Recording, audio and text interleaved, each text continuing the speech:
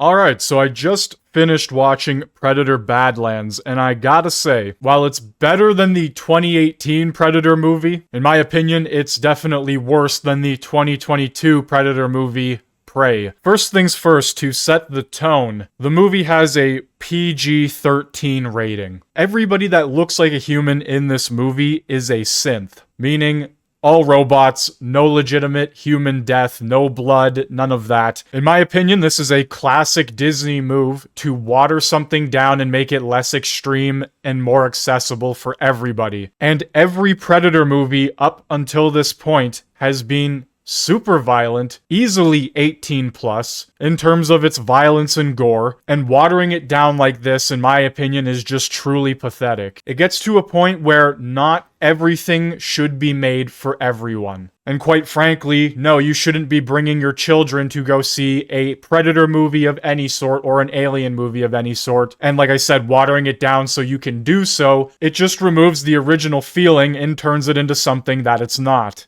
Now here's what I will say. Some of the scenes were very well shot. A lot of the creatures, in my opinion, I thought were pretty cool. At the end of the day, though, this falls into the category of a CGI slop fest like a lot of movies coming out now. Whether it's Kong x Godzilla, essentially just a realistic animated movie. The main Predator protagonist ends up running into this synth while traversing this new planet, and we sort of get the Chewbacca C-3PO dynamic to some extent. I would have liked the movie to focus more on the Predator main character opposed to this duo dynamic we get, and the synth character is your basic Disney character, quirky, witty, just honestly annoying at times. And it's another element in this film that just proves the fact that Disney is just watering down everything and Disneyfying everything. We're finally introduced to another synth character who is the main villain of the movie. And once again, at this point, I feel like it would have just been fine if they focused on the main Predator protagonist traversing through the world, taking on crazy creatures and monsters, and that was pretty much it. I really don't think we needed a whole Weyland-Yutani second side story here, a B plot, if you would. Now here is one of the many decent shots, at least in my opinion, that you see throughout the movie. You get a lot of nice scenery shots and otherworldly shots, but it doesn't really make up for the rest of the movie. And once again, in classic Disney fashion, we get another Baby Yoda sort of character. It feels like every movie is trying to capitalize on the cutesy side character that just sort of gets tagged along in the adventure. And in this case, we have Bud,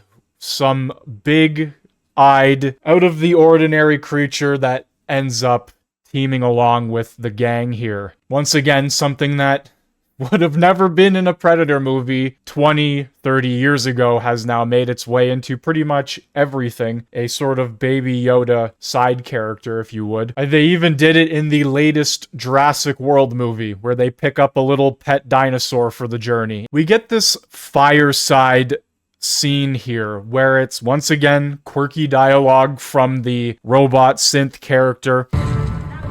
I've ever been on. This is the dream team right here. The dynamic three, the dynamic trio, the dynamic trio! Remember we went down the tree? I mean, that's just one piece of dialogue. That's just a small example. There's a lot more. We even get a scene where the Predator is reminiscing on his brother and what happened at the beginning of the movie. I'm trying to make this as spoiler-free as possible. And they essentially have a fireside therapy session. And I'm sitting here thinking, they just keep trying to humanize the Predator more and more, and that's not what the Predator is. Diving into some of the cultural aspects and the tribe and the clans and stuff like that, that is absolutely fine. I don't have an issue with that. But as soon as we start literally doing what feels like a fireside therapy session, I don't know how else to say it. And you got the Baby Yoda character tagging along as well, and it's just, I don't know, doesn't really feel like much of a Predator movie at this point. Like, Predators with feelings, it's just fucking ridiculous. We then get this weird scene of the synth explaining to the Predator how to be an alpha. I don't entirely know why this was necessary, but we get it anyway. And here, once again, is one of the many scenes that I personally think are well shot. It's well done, but that is really it at the end of the day. So we get some, in my opinion, decent fighting sequences here with the giant creature, although once again the Predator needs the help of the synth to pretty much do anything on this planet. While fighting the giant creature, Weyland-Yutani Corp shows up and freezes both the Predator and the creature mid-combat, capturing everybody, taking everybody to some facility. We then get some talk about,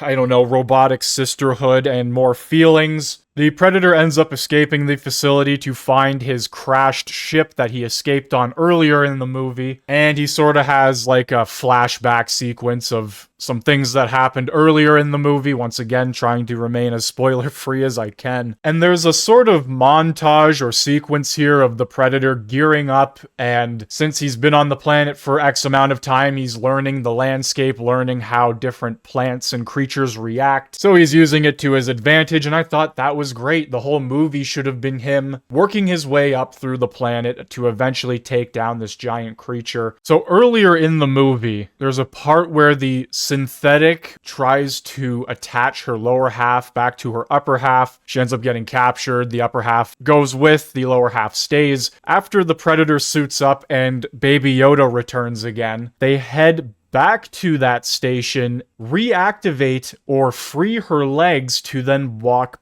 back to the main base where she is captured. The big creature that the Predator wants to kill for a trophy and Weyland-Yutani wants to capture for whatever scientific reasons. Everything is going to happen back at this main base here. So we get this, I guess, heroic scene of the Predator and Baby Yoda puffing out their chest with their arms out. We get a rescue mission where Baby Yoda and the Predator save the good synth, and there's like a big battle of synths and the Predator and all that stuff. Once again, trying to keep that PG rating, just a bunch of robots with sparks bursting out of their chest. Not a lot of actual, I guess, violence, you could say. We get a scene of the free walking legs taking down full-bodied synths. I don't know how to explain it, you'll just have to watch it.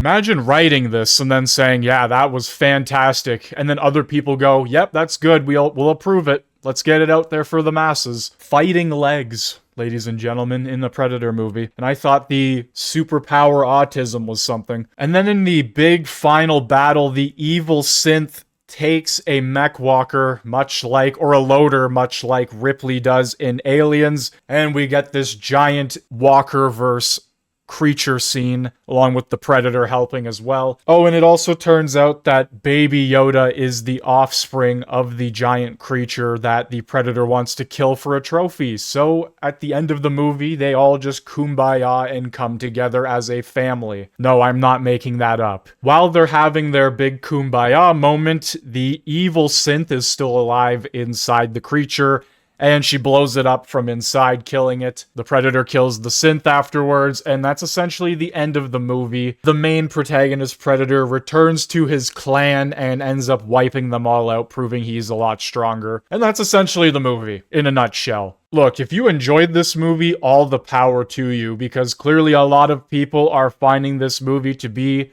enjoyable, a fun one, whatever you want to call it. Personally, I didn't think of it as a Predator movie. You could have replaced the main Predator character with any sort of other alien and you would have created a brand new franchise. Swap out Weyland-Yutani with something else and there you go. Would I recommend it? Not in theaters. I would wait for it to come to streaming. And honestly, it looks like a lot of people are going to wait for it to go to streaming because it's not doing very well in the box office.